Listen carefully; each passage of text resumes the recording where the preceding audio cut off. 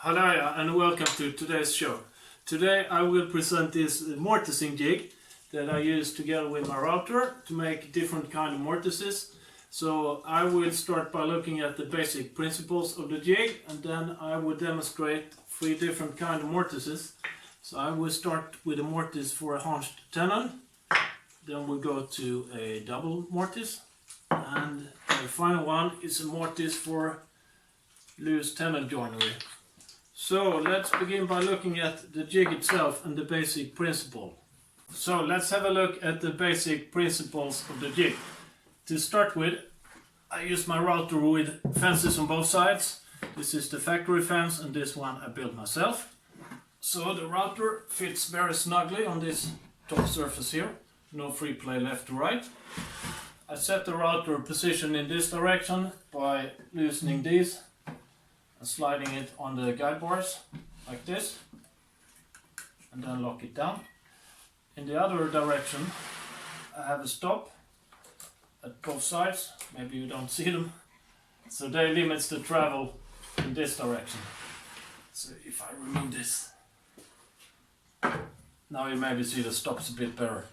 So they slide in T-tracks that guides them and locks them down. If we look on the work holding, this surface here has routed in T-tracks in both X and Y direction, so I can hold pieces in this direction as well as in this direction. Then I put the clamps like this. I could also add additional fences. If I'm making an angle mortise, I can clamp down like temporary fences just about anywhere where I want to have them, like this.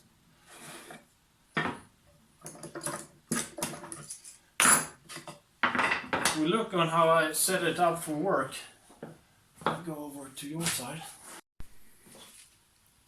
So the tactics for using this jig. If we look at the typical leg joint with offset mortises towards the outside on both faces, I lay out the mortise and I make a center line for the center of the mortise in this direction. And for the first mortise, I put it on the left side and I align that center line with the line I have in my jig. I hope you can see it like this.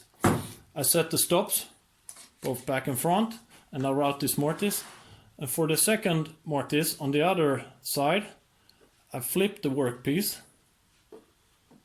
Again, align it with a center mark in my jig and I route the second mortise.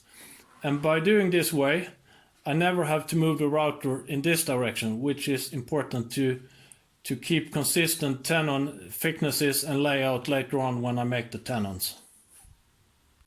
So that was a lot of talking. Let's make some action here. So the first one we're aiming at is a hunched mortise. So it's a deep mortise here. And then we go to a through mortise here, which is not as deep as the other one. And here I use a trick, that is this piece here that sits with magnets. So first I route the deep mortise, then I remove this one, and then I go on the not so deep mortise full way through. I do this on the fly when I route. So let's set this up from the beginning so you see how it looks. I have attached the wood, aligned it with my center mark. I start by setting the router sideways, align it with my marks, lock it down. I go to this side here. I set the backstop. I go to this side here. I set the front stop with the magnet, like this. And then I set the depth that I want to have. So, let's route.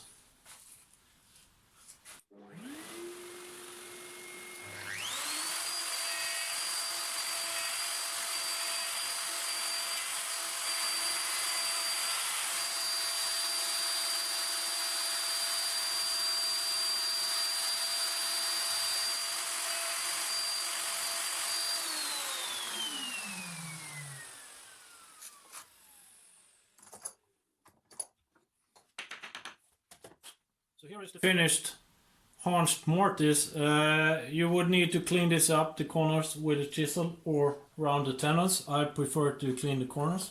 So I routed both these heights on the same operation on the fly, as you see. So the second mortise I would like to show you is this double mortise. This one looks slightly better. Here I use a trick, and that is this 16mm piece of wood that I put between the fence and the jig, first on this side, and then I put it on the left side. And this means I move the router exactly 16mm between the mortises, and by that way I control this dimension very well. So with an 8mm bit, and then I move it 16mm, route the new track, then I know that this narrow piece here will be exactly 8mm, and that is important later on when I make the fitting tenon for this. So I'll show you how this works. I start with a distance piece on the right side. Here we go.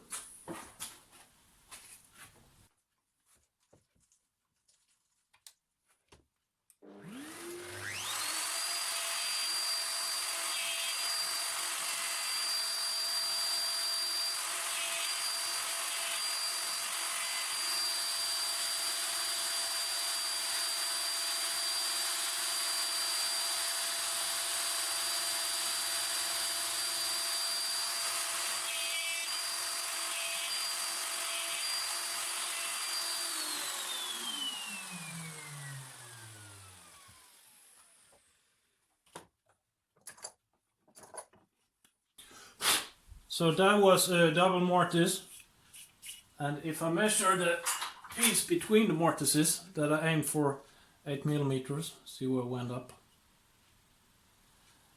7.9, close enough. So I have a few of these distance pieces that matches my router bit. So the 20mm one is for 10mm bits, the 16mm are for 8mm bits, and so on. Okay, final demonstration. This will be of loose mortises. So I'm talking about loose tenons in mortises. So you have a mortise in both pieces, and you have a loose tenon. Works like a domino, for those of you who know what that is. This method has some advantages. One is that you can pre-cut the tenon in long pieces and round them over, so you don't have to square up the mortises, and it's much easier to round over a tenon on a loose stock than on a cut tenon. The other advantage is that you can cut all the pieces to correct length. You don't have to take the tenon length into account. So let's show you how this works. So here I marked a piece where I will have a loose tenon. It could be like a table leg, whatever. These surfaces should be flush. That's why I have an R that stands for reference. The R will be towards the inside of the jig. And if I would place a stop for both these pieces, R, you will see that the joint is not aligned. So here instead I use the center method, and then after cutting, when this is rotated, it will match the other part. So let's start with the end grain one. Here I have the jig on my assembly table, so when I route long end grain pieces, they can hang down over the table. Before I had a jig in my front vise, but here it sits on the assembly table instead. So this is already set up, so let's go.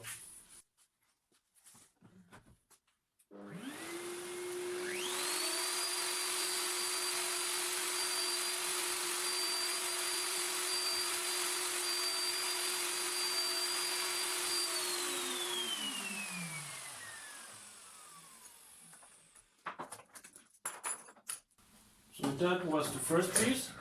What I do now, I just move this. I wouldn't call this a stop, it's more a reference surface to keep the end grain mortise in 90 degrees. So I move that out of the way, and I attach the second piece and aim for the same center mark as always.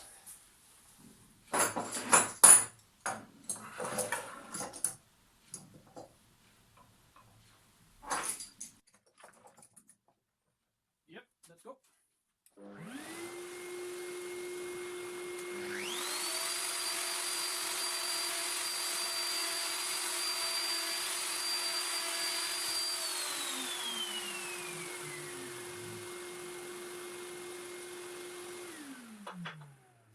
Okay, moment of truth.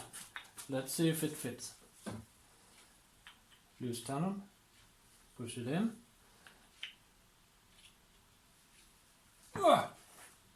That's quite snug, good fit. So here both these surfaces are perfectly aligned since they were facing the jig. These surfaces are aligned since I aligned the center marks. So this is a very good joint, I would say. Of course you could also make double loose tenons using the distance piece method that I showed before. Yep, that was some basic mortises with my mortising jig. And if you intend to build something like this, I forgot to mention a few things that I would like to highlight. Number one is, here the surface from the top is unbroken. That means when I put the vertical piece in, it stops against this one. And when I put the piece like this in, it also stops against this one. So I get the better reference surface for the wood. This is very small, it's only 2 millimeters, because I still want to be able to route mortises close to the edge. That was number one. Number two is that I strongly recommend a T-track close to the center line, because that's where you always want to clamp the wood, and I will add that to my jig later on. Number three is, if you're making this base here, is done with 2 layers of plywood. And if you have a 2-layer base, you don't need a T-track cutter to make the T-tracks. So you can do it like this. First you saw a recess in one of the plates, then you glue it to the other one, and after that you saw or route this opening here. And then you have a very cheap way to make a T-track in a 2-layer plywood jig. Yep, that's all for today. Thank you very much.